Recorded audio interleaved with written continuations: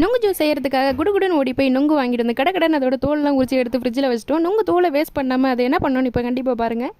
நுங்குல எப்படி அதிக அளவில் சத்து இருக்கோ அதே மாதிரி நுங்கு தோல்லையும் சத்து இருக்கு. உங்கள் வீட்டில் உடன்பிறப்புகள் இருக்காங்களா? அப்போ நுங்கு தோலை தூக்கி போடாமல் பத்திரமா வைங்க. இது மாதிரி எல்லாம் அடைச்சாச்சு. இந்த நேரம் பார்த்து லெக் பீஸ் கொண்டு வந்து உன்ட்ட காமிச்சா என்ன பண்ணுவேன்? நுங்கு தோல்ல மாஸ்க் போட்டு தம்பி அலைக்கா தூங்க ஆரம்பிச்சிட்டாங்க. அவர் எந்திரிக்கிறதுக்குள்ளே நம்ம ஜூஸ் போட்டு முடிச்சிடுவோம் அப்படின்னு சொல்லிட்டு ஜூஸ் போகிற வேலைகள் எல்லாம் ஆரம்பிச்சாச்சு.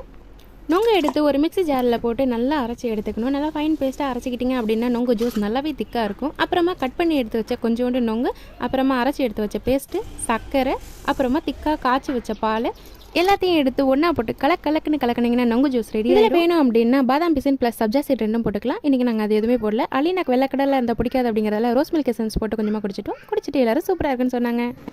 எப்படி இருக்கு?